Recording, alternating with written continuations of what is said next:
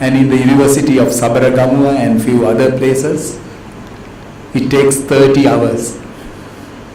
So 20 minutes or 25 minutes can only give a snapshot of what I would like to tell you about a new concept on the Sri Lankan scene, the requirement of an environmental impact assessment in development programs of our country.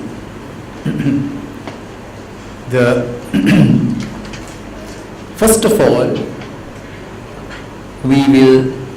I will consider what is an environmental impact assessment, or EIA in short. It is defined by the National Environmental Act to be a written analysis of the predicted environmental consequences of a project.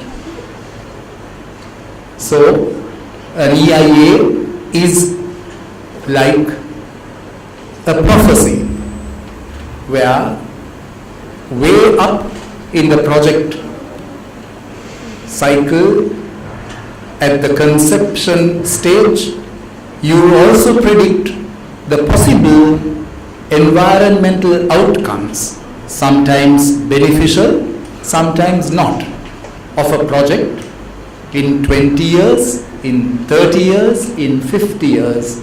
These are the possible consequences of this project.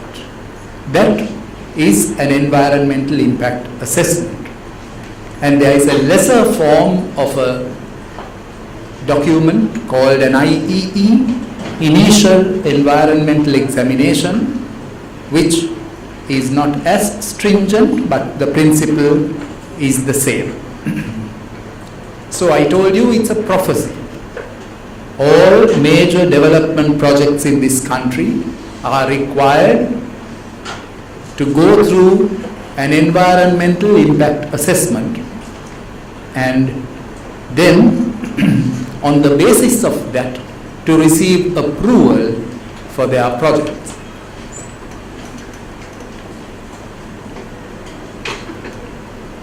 The heart of the EIA process is the study of alternatives.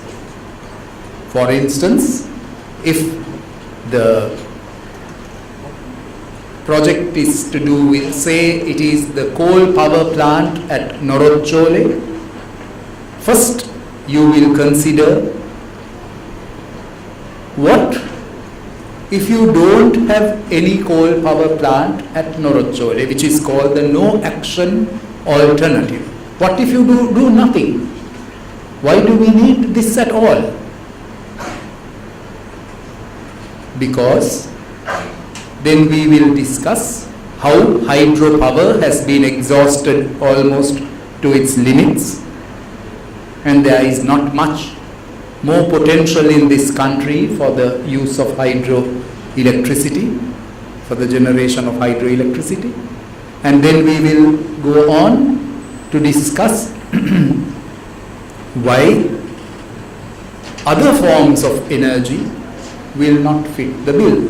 For instance, solar power, extensively available in sunlight in this country, but perhaps capital intensive, too much for a large scale program on solar power to be embarked on in this country. Then what about wind power? Then what about dendro or ocean thermal energy conversion, OTEC? There are many other forms of energy power generation in the world. And then you will come to the conclusion, perhaps for Sri Lanka, at the moment, the best viable alternative would be coal for the requirements of our energy in the coming 50 to 100 years. The oil reserves in the world may last another, say, 50 years, but we may have coal for another 200 years. Supplies And therefore, these are the sort of arguments you will consider when you discuss alternatives to a project. The whole purpose is not to decide on a project and to justify with why certain things could not be done, but genuinely to study alternatives to a project. It can also include a cost-benefit analysis.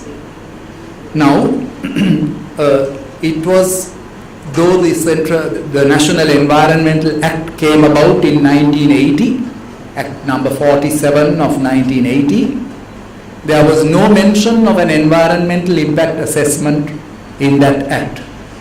It was the Coast Conservation Act number 57 of 1981, which for the first time brought the environmental impact assessment into the statute books of this country. As you may know, the Coast Conservation Act applies to a narrow strip of coastal, if you will excuse me, the lights are glaring to me, so I will wear my shades.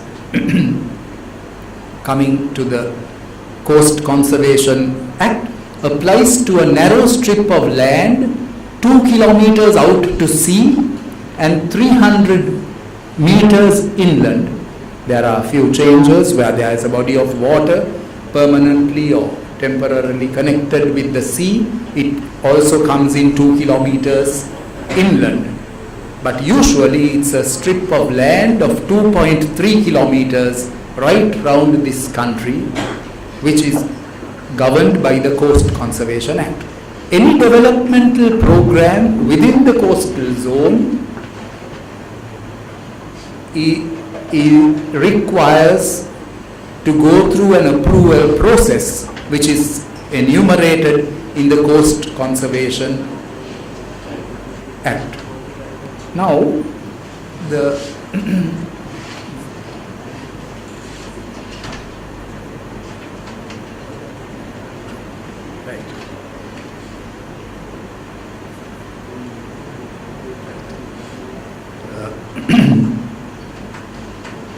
so, when a person comes out with a project proposal for any developmental activity within the coastal zone, he must make an application to the Coast Conservation Director. The Coast Conservation Director at that point has a discretion. Either he can allow the project if he feels, if he thinks that this proposed project will not have significant impacts on the natural environment of the country. He can straight away, he can allow the project. Now that is an unusual instance where a public officer is given a discretion, and usually it is a dangerous thing in a country which has a political climate like in Sri Lanka, because politicians can influence a public official to use that discretion to get this work, their work done. It has happened in innumerable times during the history of the working of the Coast Conservation Act, and I have been party to many proceedings where we have challenged the approval process on the basis that it was politically motivated. So, why is the Coast Conservation Director given that discretion to approve a project straight away if he thinks it will not have significant impacts? Because undoubtedly there will be small projects within the coastal zone which will not have significant impact. For instance, a fisherman constructing a little hut on the coastal zone. Now, you cannot expect him to go to a firm of consultants to do a study on the environmental impact of his proposed project, because that is unreasonable. And also, every hut of a fisherman will be in the coastal zone, because you won't go more than 300 meters inland, which is almost like 1/3 of a kilometer, because they will need to see their boats, to secure their boats, to see their nets that are drying or being mended. So therefore, the director of coasts has the discretion to pass a project immediately as, sorry, I forgot to say, but even a fisherman's hut, according to the definition in the Coast Conservation Act, falls as a developmental project, because it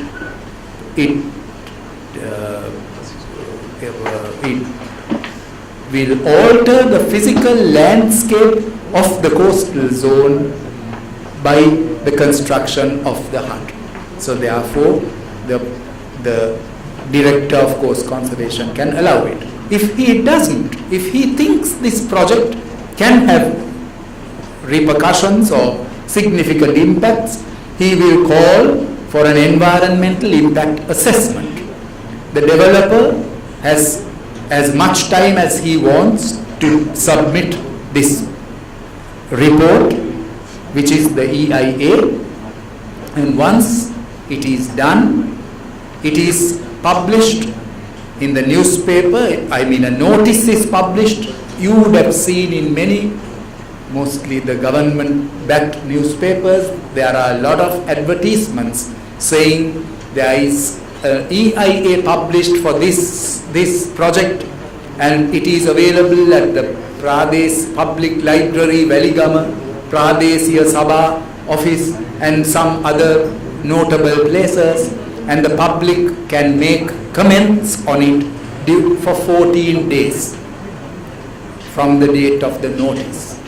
Now the public has a time span of 14 days to react to an environmental impact assessment under the Coast Conservation Act. There is also a parallel procedure where there is a committee of experts called the Coast Conservation Advisory Council, CCAC, which has 60 days to give their comments to the sorry, I made a mistake. The public has 30 days to forward their comments, but the Coast Conservation Advisory Committee has 60 days in which to give their findings. This is an expert panel with oceanographers, hydraulic engineers, a lot of experts, university personnel, academics.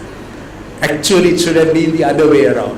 The public should have had the 60 days and the experts should have had half the time, because sometimes the public cannot even understand the technical jargon of an environmental impact assessment. They will need to show it to other people and get their views and make their comments known. But as often happens in countries such as ours, the order is reversed and the experts have double the time of the ordinary citizen to react to an environmental impact assessment. Once the public comment period is over, and with the recommendations or comments of the expert committee, the director of coast conservation once again has a discretion whether to allow there he can exercise one of three options. One is to allow the project, two, to withhold permission or to disallow the project, and thirdly is what happens in about 90% of cases, to give conditional approval for the project.